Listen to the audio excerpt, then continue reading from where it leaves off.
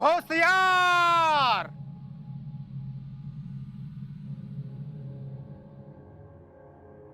मातोश्री, तुम्ही अजून जागेच? आम्हाला झोपच लागत नाही. असं नाही करायचं, झोपायचं. पण मग आपणही नाही झोपला. आपण का जाग्या मातोश्री? माहित नाही. आबासाहेबांना बघितल्यावरच आम्हाला झोप येणार. तुमचेही तसेच झाले आहे ना? हो, तसंच काहीच असावं.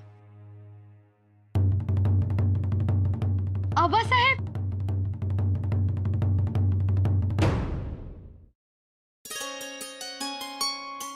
आबा. शंभूबाया, शंभूबाया, तुम्ही अजून झोपला नाहीत? आम्हाला झोपच आली नाही आणि खबरही होती आपण येणार म्हणून. पण असं रात्री जागत बसणं बरं नव्हे. जी, तुम्ही नसताना आम्हास काहीच कळत नाही. आम्हास काय होते ते.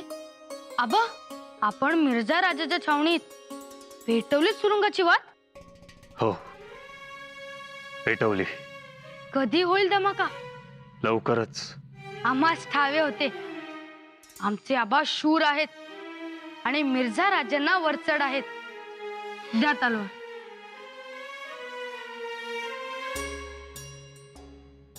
जगदंब.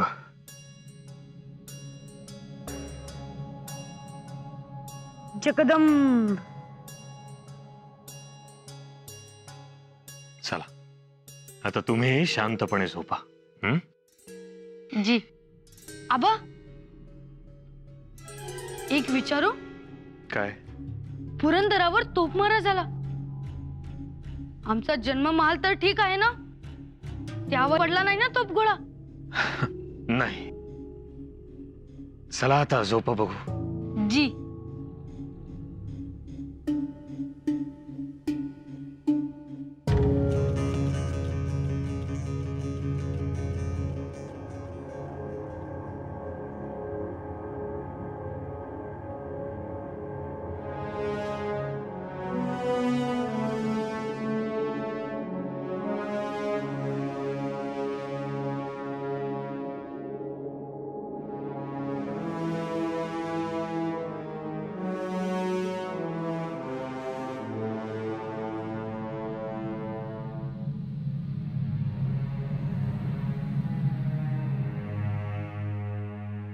आपण कशाला जागत राहता? आपण जागता ते जागता, मग त्यामुळे शंभूराजही झोपत नाहीत. मतलब आमचं जाणं येणं आपणच ठाऊक नव्हे का? आम्ही एकदा गेलो की पुन्हा यायला रात्र होईल का तांबडं फुटेल आम्ही नाही सांगू शकत. थाळा लावायचा आहे? नको, आम्हास भूक नाही. शेणवटा जरा जास्त झालाय म्हणून. काही विपरीत घडले का? छे छे, हेच आपलं जाणं येणं, दौडधूप. एका दमात राजगड चढणारे आपण ही अशी दौडधुपीची वजह सांगता हे मनास पटत नाही. सगुणा राणी साहेब, एक काम करा, उद्या सकाळी लवकर न्याहारी द्या.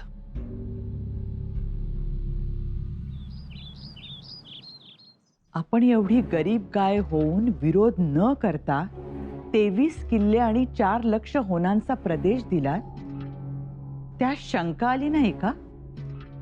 नाही. एकदा दोनदा शंका व्यक्त केली, पण त्यास पुरतं गाफील ठेवण्यात आम्ही यशस्वी झालो.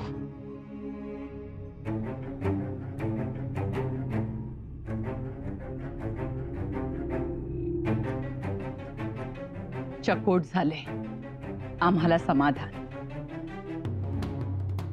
आता मिर्झाचे मुघल सैन्य विभागे.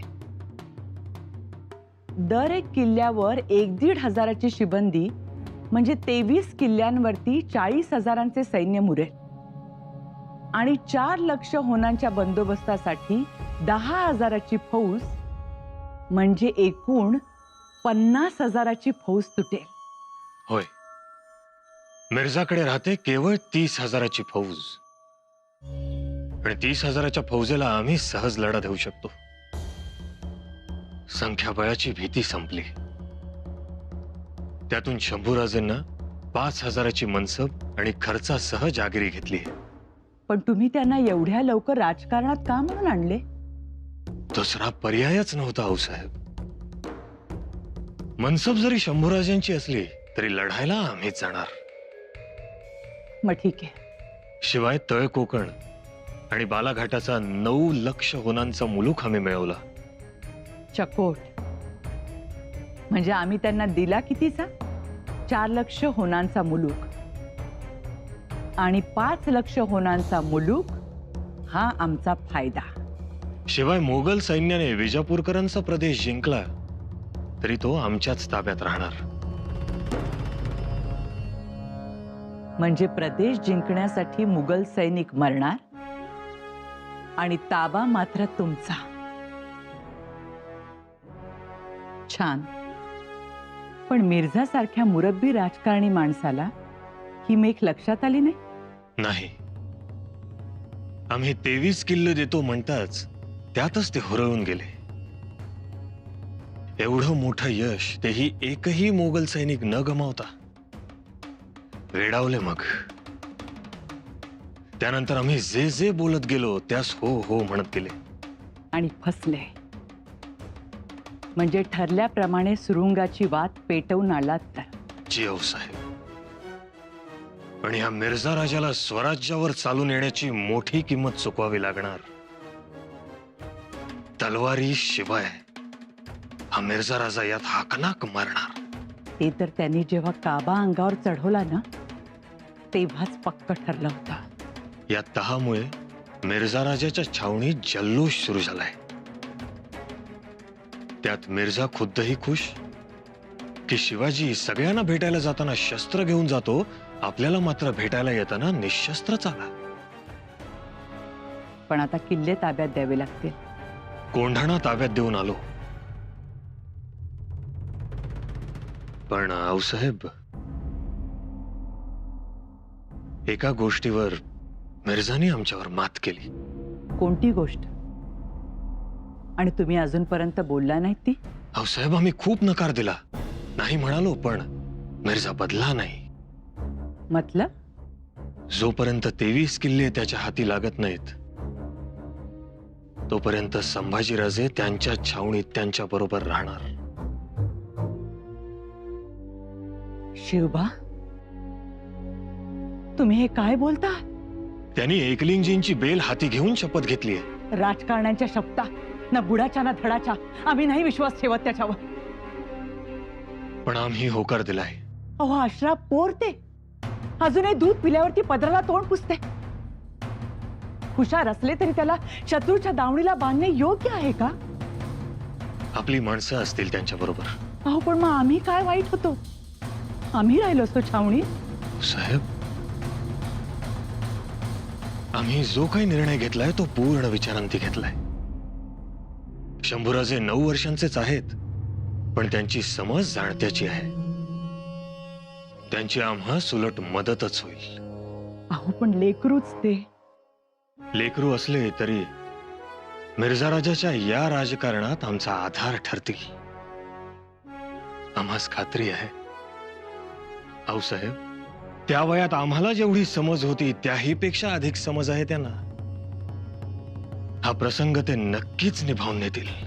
पण बाळराजांना राजकारणात आणले तर त्यांचे बालपण हिरावून घेतल्यासारखे नाही का वाटत आपल्याला? वाटतं आऊसाहेब, पण स्वराज्यासाठी त्याने ते करावं. युवराज आहेत ते. महाराजांनी म्हणे त्यांना मोगलांच्या छावणीत पाठवायचं ठरवलंय. आपण त्यांना जाऊच द्यायचं नाही. एकतर सगळीकडे मोगलांचं सैन्य आणि त्यात हे एवढंसं बाळ. एकतर त्यांचे खेळायचे बागडायचे दिवस आणि त्यात नशिबात काय तर जामीन राहायचं. स्वराज्याला जामीन. एकतर ते तापट आहेत, त्यांच्या हातून काही घडलं, ते कोणाला उलट सुलट काही बोलले तर कोणी आहे का तिथे त्यांना सांगा शिकवायला?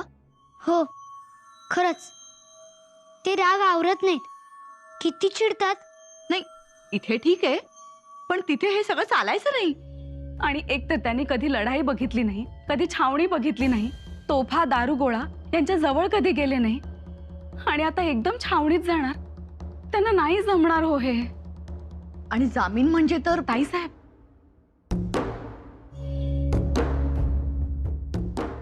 येसूबाई, या तुम्ही आता. काही लागलं तर आम्ही सांगू. हो, जी मातोश्री.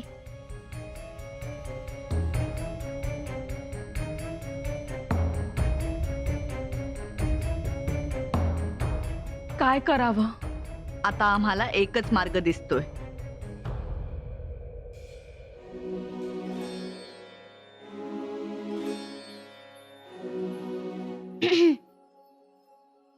का आला? थोडं काम होतं तुमच्याकडे. आता आम्हीच कामात आहोत, नंतर या. हे काय करताय? आम्ही चक्राचा आकडा बनवतोय. तुम्ही चक्र फिरवता? कसं फिरवता? आम्हाला शिकवा ना. उद्या आम्ही गडावरच फिरवणार आहोत, तेव्हा शिकू. आम्हाला येईल फिरवता? हो, घोडा शिकण्या अगोदर तुम्ही हे शिका. पण यात खूप पळावं लागतं. आम्हाला दाखवा तरी कसं फिरवतात ते. हे तयार झालं ना की मग आम्ही तुम्हाला दाखवू. जा तुम्ही आता. अगं बाई, काय झालं? आम्ही जे विचारायला आलो होतो ते राहिलंच. जामीन म्हणजे काय? जामीन? जामीन म्हणजे एक वस्तू एखाद्याकडून मिळेपर्यंत त्या बदल्यात ठेवून घेण्याची एक अमूल्य चीज वस्तू, त्याला जामीन म्हणतात. का? मग तुम्हाला नाहीये चक्र फिरवता येणार? का? अहो येसूबाई, अहो सांगा तरी. आम्ही सांगितलंय, आता तुम्ही सांगून पाहावं. आम्हाला या बाबतीत कोणीही काहीही सांगू नका. खूप मोठी खेळी खेळतो आहोत आम्ही. बाळराजांच्या जीवावर. हो, कारण ते तितके सक्षम आहेत. आणि बोलण्या करण्यात काही फसगत झाली तर? नाही होणार.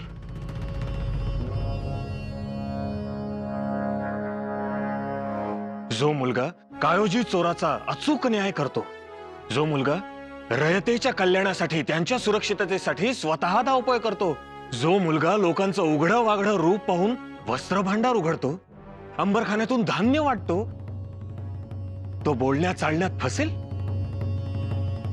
आम्हाला नाही वाटत. आणि शिवाय आम्ही आहोतच ना. आम्ही सांगू त्यांना, आम्ही शिकवू ना त्यांना कसं बोलायचं, काय बोलायचं ते. शिवाय मिर्झा राजाबद्दल आम्हाला आता पक्की खात्री पटली आहे. मग का वचन घेतलं मिर्झा राजांकडून? राणी साहेब, विश्वास देण्याची ती एक रीत असते, रिवाज येतो. एकलिंगजींच्या पिंडीवरचं बेलाचं पान उचलून शपथ घेतलीये त्यांनी.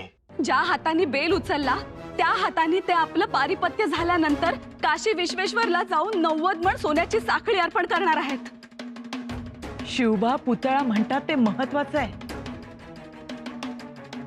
शिवाय येताना वाटेत 3 महिने अनुष्ठान करत आलाय. आम्हाला कल्पना आहे त्याची. 2 कोटींच्या आसपास यज्ञ यागावर खर्च केलाय. आणि केवळ आपल्याला अपाय व्हावा म्हणून हे 11 लाख लिंगार्चने नवचंडी यज्ञ. महाराज, जो आपल्या जीवावर उठलाय तो शंभू राजांवर माया करेल असं का आहे हे? तो कोण माया करणारा? आपल्या नात्याचा की गोत्याचा? राणी साहेब, एक गोष्ट लक्षात घ्या. आम्हाला भेटण्याआधीचा मिर्झा राजा आणि आम्हाला भेटल्यानंतरचा मिर्झा राजा यात खूप अंतर आहे. महत्वाचं म्हणजे शास्त्रखानाचं पत्र वाचून त्याच्या मनात आमच्या विरोधात भडकलेली होम हवनाची जळती कुंड आता नाही म्हटली तरी वेजू लागली आहे. आम्ही जेव्हा स्वराज्याबद्दलचे आमचे विचार त्यांना सांगितले तेव्हा ते फार उन्मळून पडले. त्यांना त्यांची चूक कळून चुकली आहे. दगा फटका तर ते नक्कीच करणार नाहीत. तरीही आम्ही लेकरू सोडणार नाही. पण महाराज, एक मिर्झा राजा बदलला म्हणजे दिलेर खान बदलेल. शिवबा, गळा भेटीच्या वेळी दिलेर खानाने आपल्याला मिठीत घट्ट धरून ठेवले आणि मिठीचा श्वास बंद करून आपल्याला मारण्याच्या प्रयत्नाची खबर गडापर्यंत पोहोचली आहे. खरं आहे ना हे? होय साहेब. याचा अर्थ शंभू राजांना छावणीत ठेवण्याची परिस्थिती नाही. अहो साहेब, आमचं ऐकून तरी घ्या. महाराज, पाखराने आभाळात झेप घेण्यापूर्वीच तुम्ही त्याला पिंजऱ्याची ओळख का करून देताय? हे तुमचं मातृत्व बोलतंय पुतळा राणी साहेब. शंभूराजे गरुड आहेत, गरुड. आहेत ते गरुड, पण त्यांना पंख तर फुटू दे, त्यांच्या नखात बळ तर येऊ देत. आणि बाळराजांच्या मनाची तयारी आहे का हे बघायला पाहिजे ना. राणी साहेब पण मोठे राजकारण केलेत तुम्ही, पण इथे थोडेसे फसला.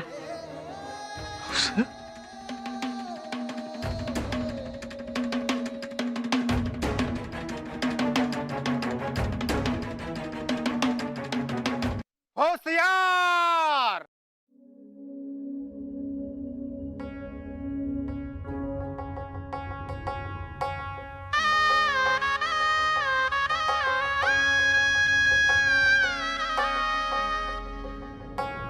शंभू बाळावर आम्ही खूप अन्याय केलाय, पण राजे तुम्ही त्यांना समजून घ्या. आम्ही त्यांना तुमच्या पदरात घालतोय. आता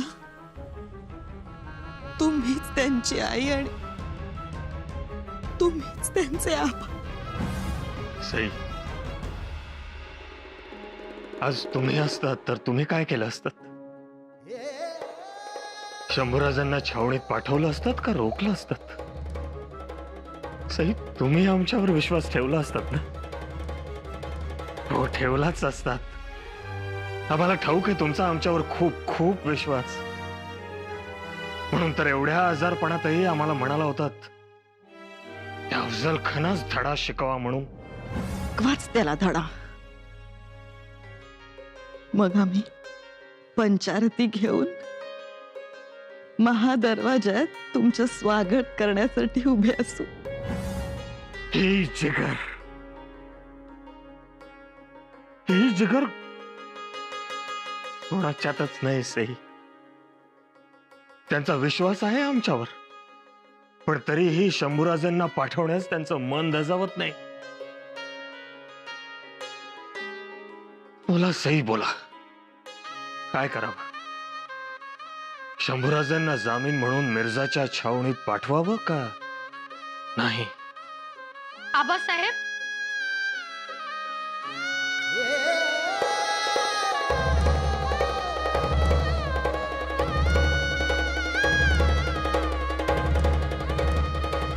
शंभू बाळा, आपण काळजी का करता आहात? काळजी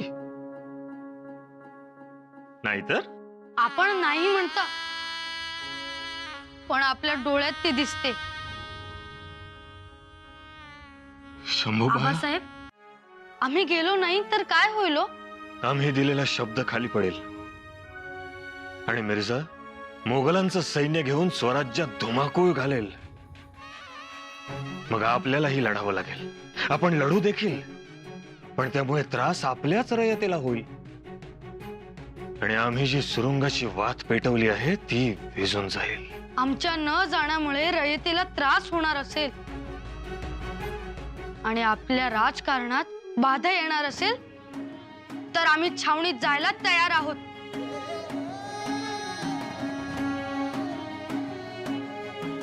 शंभूराजे, आबासाहेब, तुम्ही आमच्यावर जबाबदारी टाकता आहात आणि त्या योग्य समजता आहात. आणखी काय हवंय?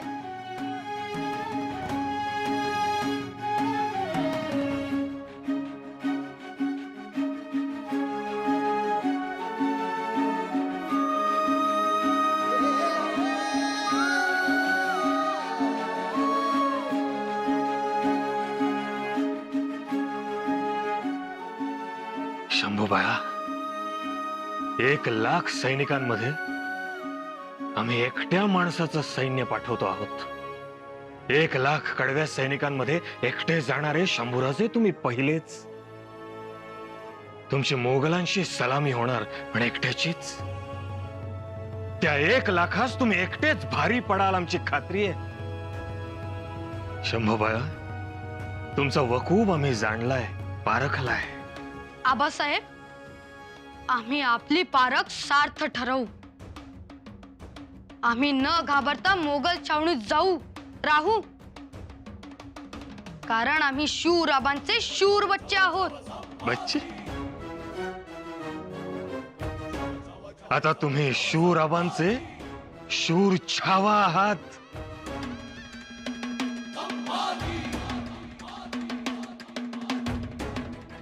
आम्ही शूर आबांचे शूर छावे आहोत.